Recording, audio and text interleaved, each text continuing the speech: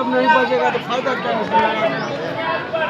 اور توکل کی بنیاد پر اللہ تبارک تعالیٰ نے ساری دنیا کا جو جان و سائن بنایا اللہ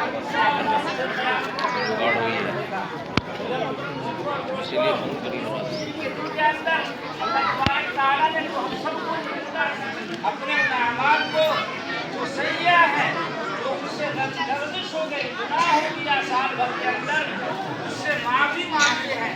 انتخاب اللہ تبارک تعالیٰ نے اس امت محمدیہ کو دیا جب انسان ہے اور دوسرے کا احترام کرتا ہے اور اللہ تبارک احترام کرتا ہے اس کے بدلے میں اللہ تبارک تعالیٰ ایک خوشی کا دیا کہ اب ہمارے لیے ایسا وقت ہے. آج عید الفطر کی نماز ادا کی گئی ہے. اس موقع پہ دیش واسی کو کیا سندیش دینا چاہ رہے ہیں؟ اس وقت ہم دیش واسیوں کو پورے ملک میں رہنے والے انسانوں کو جس دھرم جس ذات جس برادری سے تعلق رکھتے ہوں ہر ایک کو امن و شانتی کا پیغام دیں گے, بھائی چارے کا پیغام دیں گے, الفت و محبت کا پیغام دیں گے اور ہم کہیں گے کہ آئیے ہم سب ایک ساتھ رہیں, سنویدھان کے ساتھ رہیں, کانسٹیٹیوشن آف انڈیا کے ساتھ رہیں.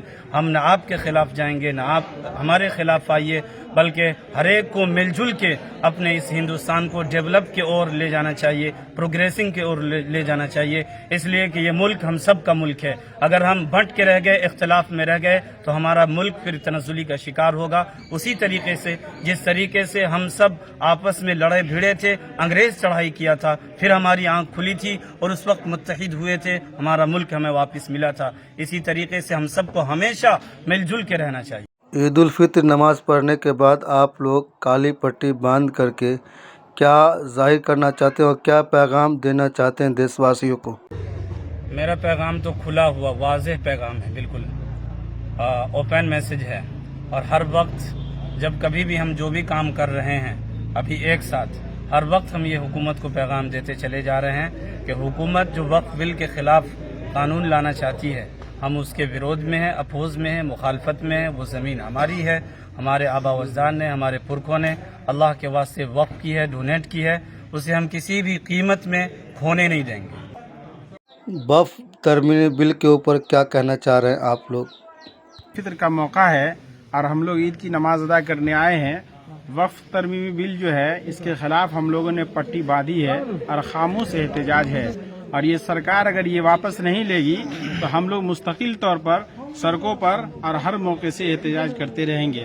اور یہ خلاف جو بل بنایا جا رہا ہے وہ بالکل مسلمانوں کی جائیداد, عیدگاہوں, قبرستانوں, مسجدوں, مدرسوں کے خلاف ہے اور تمام چیزوں پر سرکار قابض ہونا چاہتی ہے اور مسلمانوں کو بے دخل کرنا چاہتی ہے. اس لیے ہم اس کی مخالفت کرتے ہیں اور کسی بھی قیمت پر اس بل کو ہم پاس ہونے کی روکنے کی حتی الامکان کوشش کریں گے. محمد کلام الدین میرا نام ہے اور وقف بل کے خلاف ہم لوگ ہے احتجاج کر رہے ہیں اور ایک کالی پٹی باندھے ہوئے ہیں اور سرکار کو بتانا چاہتے ہیں کہ ہم لوگ جب تک وقف بل ہم لوگ اس کو رد نہیں کریں گے جب تک ہم لوگ اس طرح کا ہندوستان میں کالی پٹی باندھیں گے. اور ہمارا جو وقف بل ہے ہم لوگ کو جو قانون کو توڑا گیا ہے اور توڑنا چاہتا ہے یہ اندھا سرکار, ہم کو وقف بل کے خلاف ہمیشہ کھڑا رہنا. یہ کہنا چاہ رہے ہیں کہ یہ جو وقف بل کا جو بھی معاملہ ہے یہ جائیداد ہمارا اور ہمارے پروج کا ہے اور اس پہ دوسرا تیسرا کسی کا کوئی بھی یہ اختیار نہیں چلے گا.